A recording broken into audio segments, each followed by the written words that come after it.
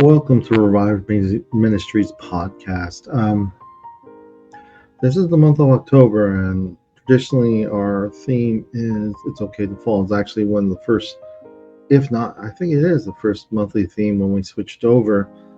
And I think each year we look at it at a different angle. We look at how things fare and how things relate to today. And today I'll be doing a Robert's Corner edition, which will mean no guests today, but we will be having guests later this month. But I'll be tackling this theme. There's one quote I was thinking of from Franz Kafka. He says, "I was ashamed of myself when I realized that life was a costume party and I attended with my real face." A lot of times, unfortunately, there's a lot of performances, there's a lot of avoidance, and I feel that this can stem to feeling it's not okay to fall. So this month's theme, it really tries to break this barrier with other people's perspective, and also just to encourage not only a little bit of kindness, but also a little bit more of understanding of oneself. There's things that are unavoidable, conditions we all face, whether it's a life event, health condition, family changes, or some things that we are struggling. Last month was one more day. It's regarding Recovery Month, World Suicide Day, and just it's important for us to really understand that it's okay to fall. It's not just something. It's more about, I think, that secondary question is, am I worth the time to improve? I work in the mental health field a lot of times. It's I shouldn't be struggling so much. I shouldn't be stuck. I should not be having such a hard time. There's so much urgency. I can only speak from my own experience, and it was a big struggle. And I felt very much like my life was paused. And with that pause, a lot of times it feels there's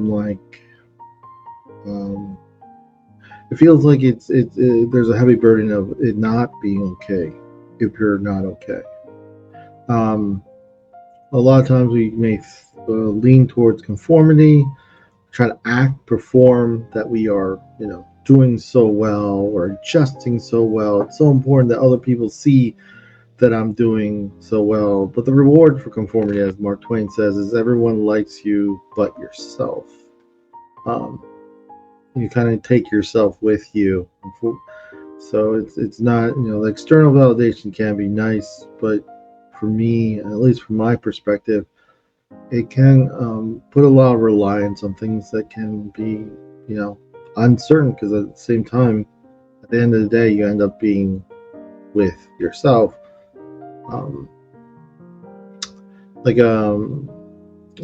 Revival Ministries also focus on intangible barriers we may be putting up. So, unfortunately, sometimes these barriers are hard to see. Eleanor Roosevelt says, "No one can make you feel inferior without your consent." So there's a part of us that does not like who we are. The hardest mirror I've said to look at is the one looking at oneself. We're going to be diving in, obviously, different angles, different approach, not all of it will be something that you feel will gravitate. Maybe other guests will have ideas that will be more appropriate, but at the same time, I would like to think, as we kind of think about this concept, there's a right here, in hopes that those who listen may be inspired to find their own path towards forgiveness, healing. I know nothing is that simple, but when I ask the very simple, am I worth the time to improve or heal? The answer becomes a resounding yes.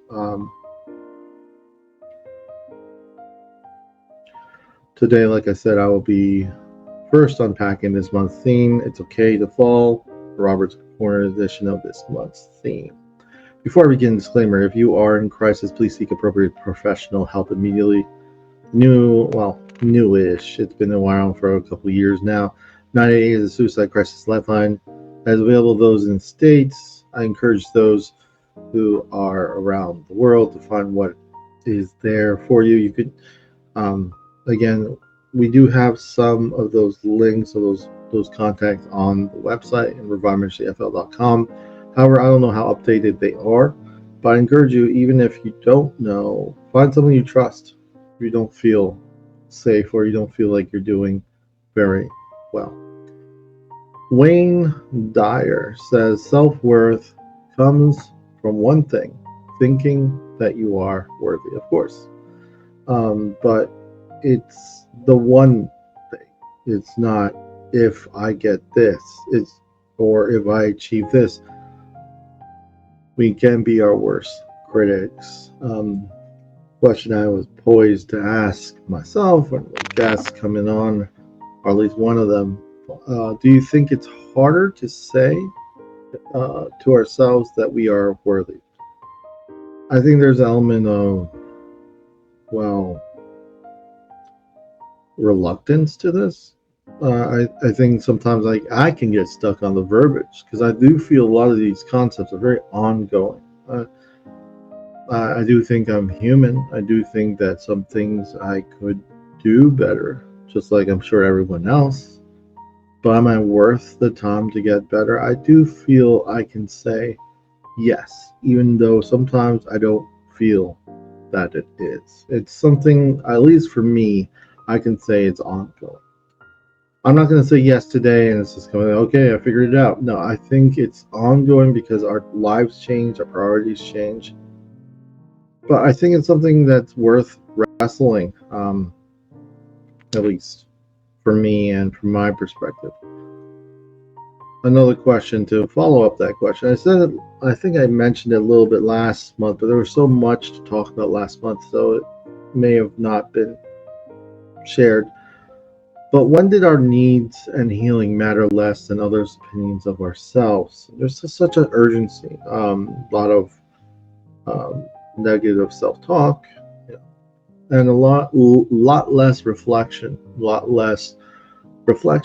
distraction, at least from my perspective. So it's like, well, I feel like upset. So I usually use an example very simply. If I had a friend in high school or middle school and I was upset with them and we're out, let's say, and about, and I look at him and I was really just annoyed.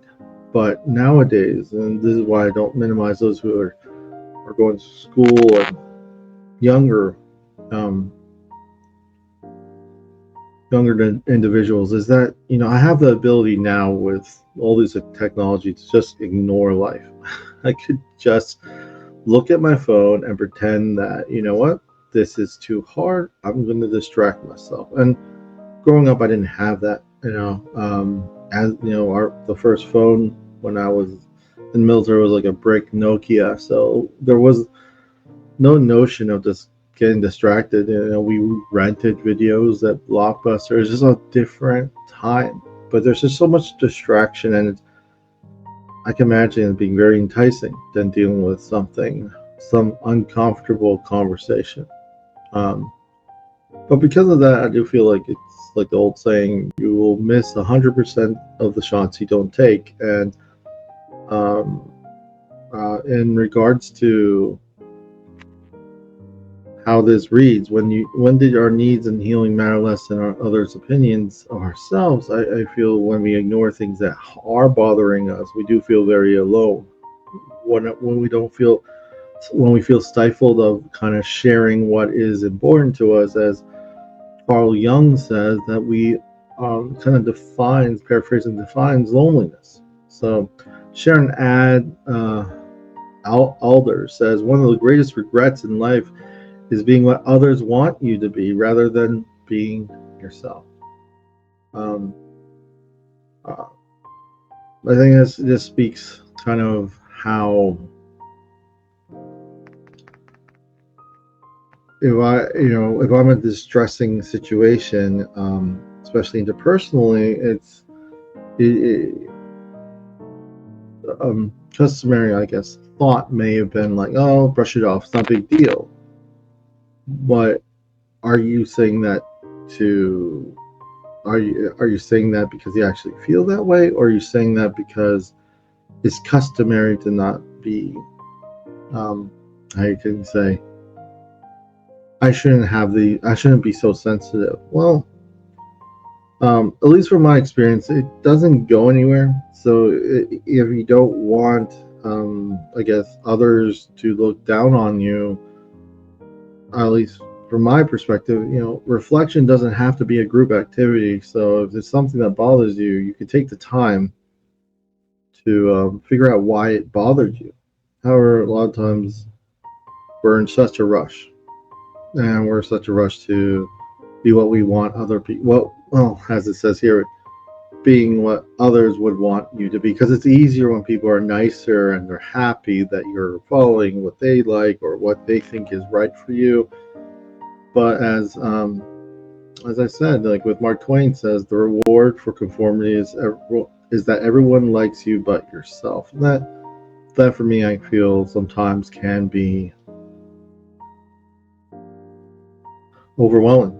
It can be overwhelming to kind of wrap your head around.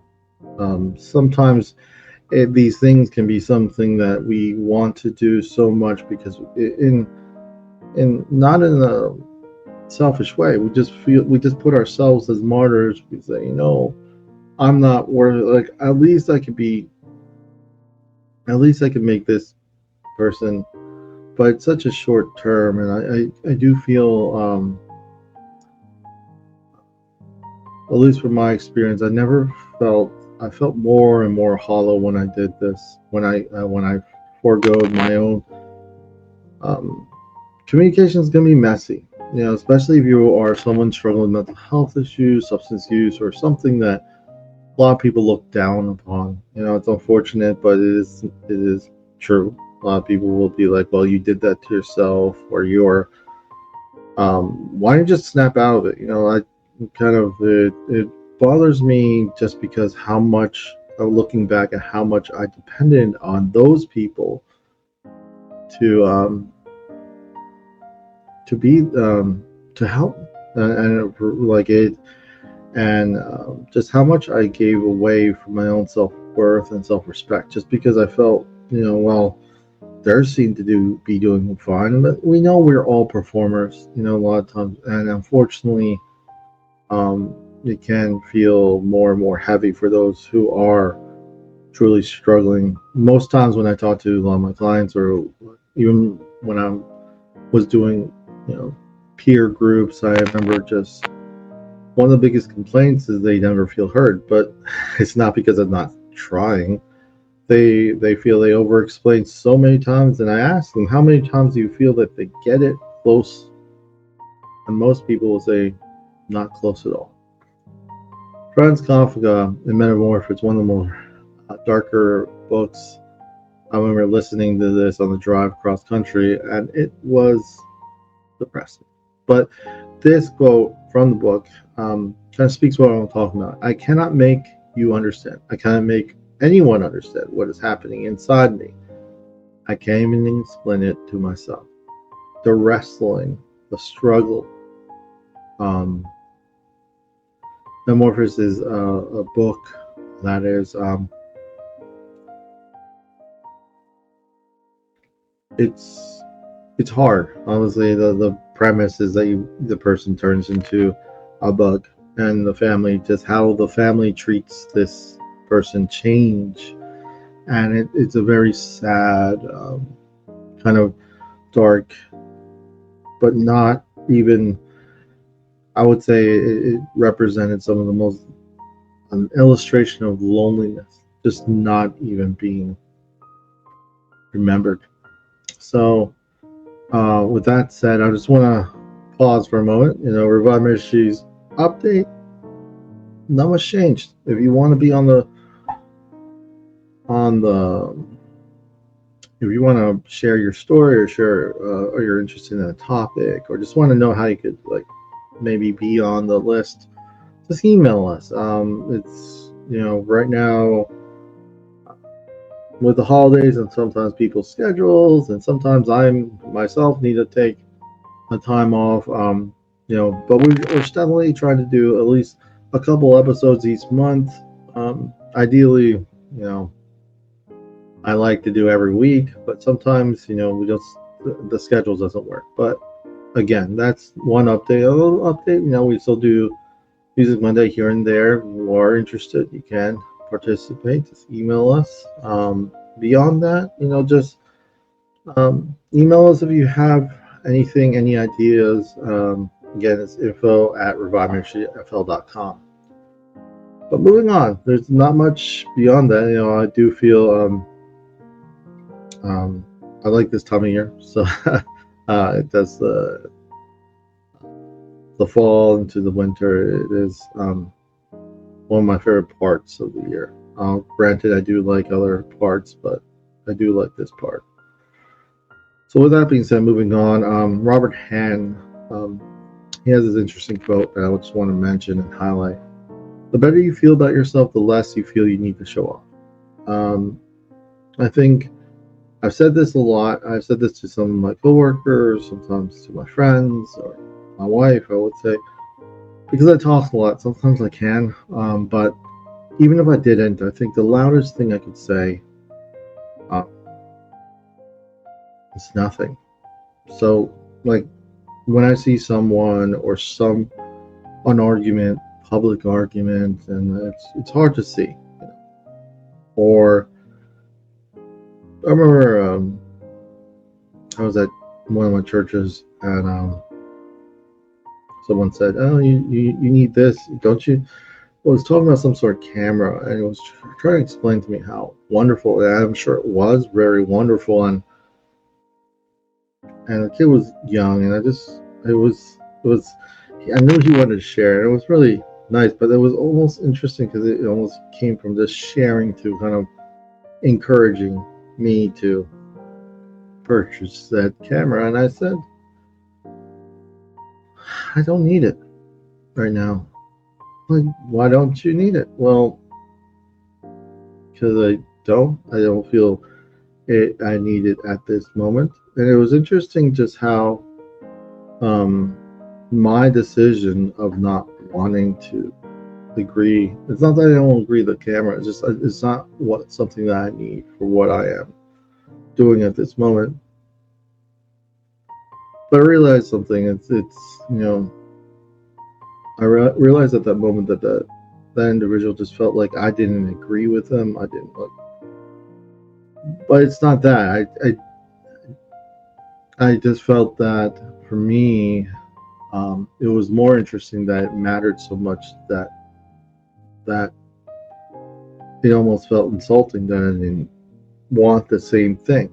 Collectively, I get, I do appreciate certain things, but we all have preferences. We all have priorities. And I do feel when we interchange that if someone doesn't think or agree or do exactly what I do, then they are wrong. I felt that was a little concerning. Even though it was a light conversation, I said, I understand that you feel very strongly about this product, but it's nothing that I will ever really get just because of what my priorities are, what I do.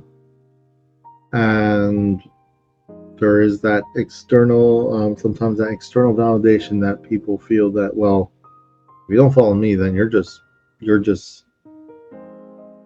being a fool, or if you're not doing the same exact, or you're not buying the same exact thing,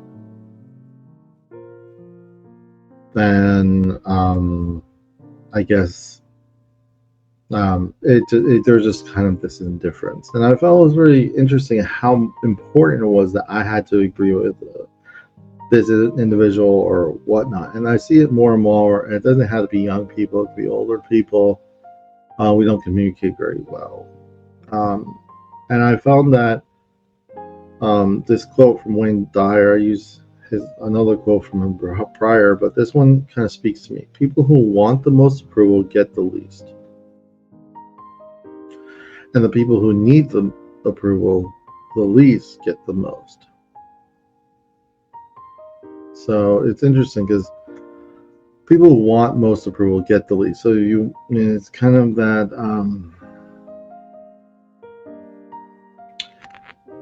old train of thought. If you want to make friends, you want people to like what, or just be interested in what you're doing. Be interested in what they're doing. Be interested in what their interests are. You want to build connections. Connection is not one way, and I feel that Wayne Dyer's understood this. People who want the most approval get the least because they're probably just talking about themselves. People who need approval the least get the most. The people who are comfortable in their own skin. People who just be. I feel, and in regards to this month's topic, it's okay to not be okay. Self-worth and being not self-worth and being okay to not be okay are intertwined. Because those times when you're not okay, you're gonna be by yourself. You're gonna be with yourself at the very least. And I feel that in the very beginning when I was mentioning from Mark Twain, which really encompasses a lot of what I feel being okay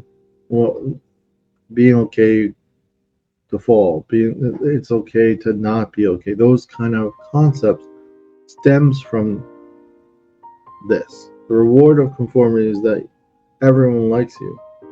So is it more important? And going back to what I shared prior,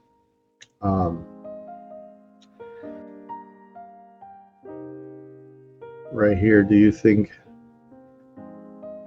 this right here? When did our needs and healing matter less than others' opinions to ourselves? So there is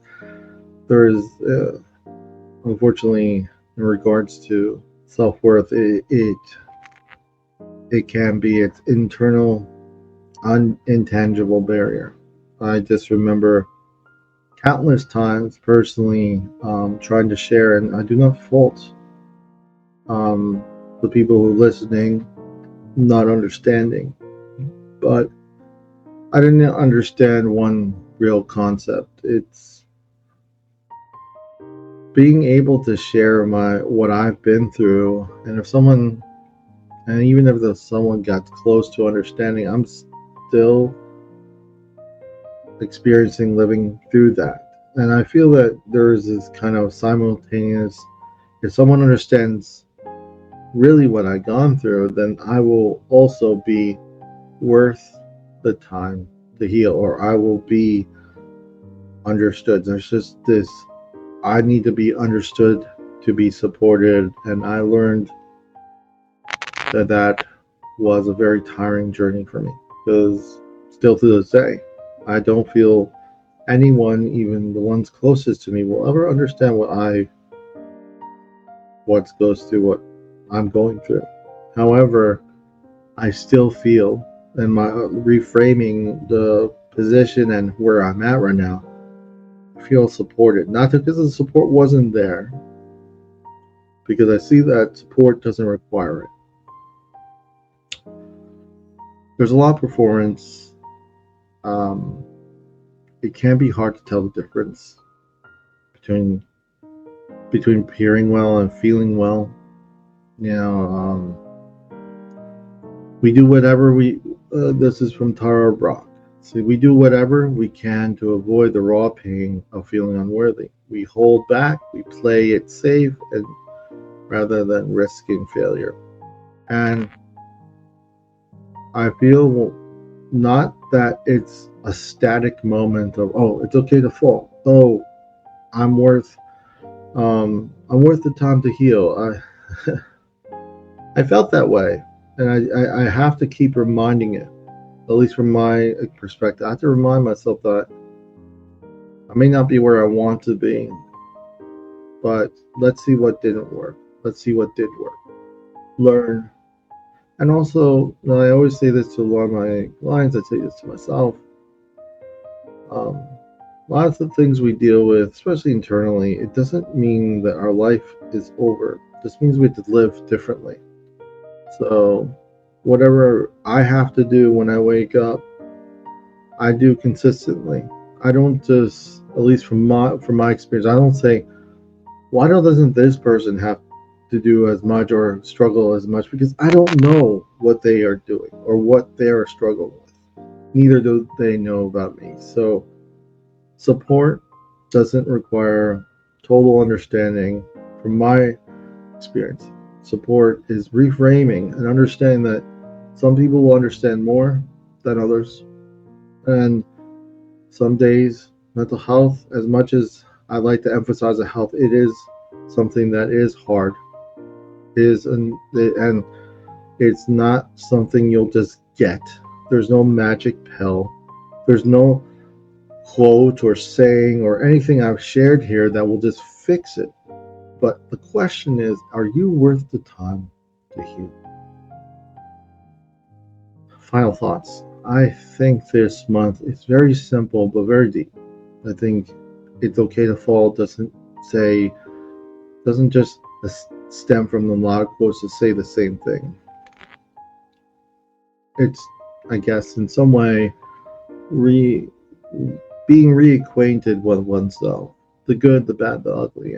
I have to accept the things I wish I was better at. I gotta accept the things that maybe I didn't do so well. I remember countless therapy sessions of mindfulness. I actually at times would switch my chair, like with my therapist, will have me sit in different chairs and reenact what I thought that conversation, that interpersonal conflict would be like.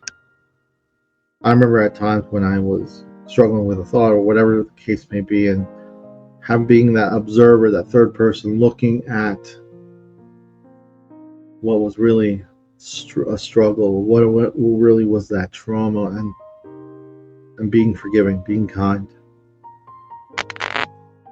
But the thing is, it's just not just minimizing the stress, the impact or intensity of that feeling, but also what I learned is believing that you're worth it. And for me, it's still ongoing. So I do feel it's important for all of us to not just appear well, but ask help from people you trust. Build those communities. Be kinder. Don't assume whether you're struggling, you assume that the person, oh, I cannot be that person. You don't know what that person is going through. You don't know. Maybe they have it easier. But the whole point is, can you look at yourself and ask yourself, am I worth the time healing? And you may have made a lot of mistakes. And if you feel it's overwhelming and you feel like there's no choice and you're thinking about something that's permanent, I do encourage you to find some help. Find help. Talk to that person. Talk to the person you trust today. Get professional help. These things are always going to be ongoing. Our stories are never ending until it ends. Whether you're faith-based or not, I just encourage you to find that community. Find that person that you can talk and trust. And then learn. Don't avoid.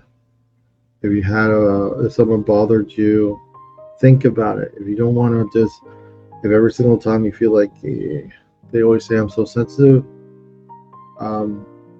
try to find a different method to talk about it, or just try to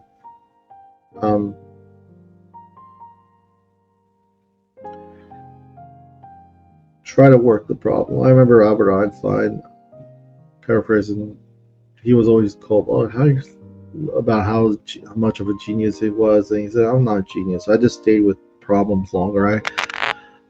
I just encourage that we all just stay with whatever we're going through a little bit longer. Ask for help when you need it. And if you're seeing someone who's struggling and you have an opinion, or you feel like that if they just followed what I did, I would encourage you to search yourself to be kinder. Because even if you're right, I'll tell you one thing. If that person's not involved, it won't be consistent. The person who is healing needs to be the person in leading it. Of course, there's unique cases where the person may need a higher level of care, but all in all, treat the person and then ensure what they're going through. So I encourage If you're a caretaker or you're a family member or someone who's struggling, don't try to be that superhero. Ask for help also, and see what resources, see what help you could get to help, because it impacts all of us. So my final thoughts is okay to fall, but don't just stop there. Always constantly ask yourself, check yourself, are you worth the time to heal? And I hope eventually you get more consistent saying, yes, I am worth the time healing. There'll be times when you don't feel that way. But if you don't feel that way and consistently you feel like things are getting dangerously low for you, I encourage you to find help today. Talk to that person. Talk to that person you've been avoiding, that person you trust. Uh, and just want to say, remember to stay updated with Revive Ministries through various platforms. On the website is reviveministryfl.com. YouTube, the handle is at Revive Ministry FL Podcast. This is goodbye from Revive Ministry. We're leaving with this quote from Carl Jung. It says, the most terrifying thing is to accept oneself completely.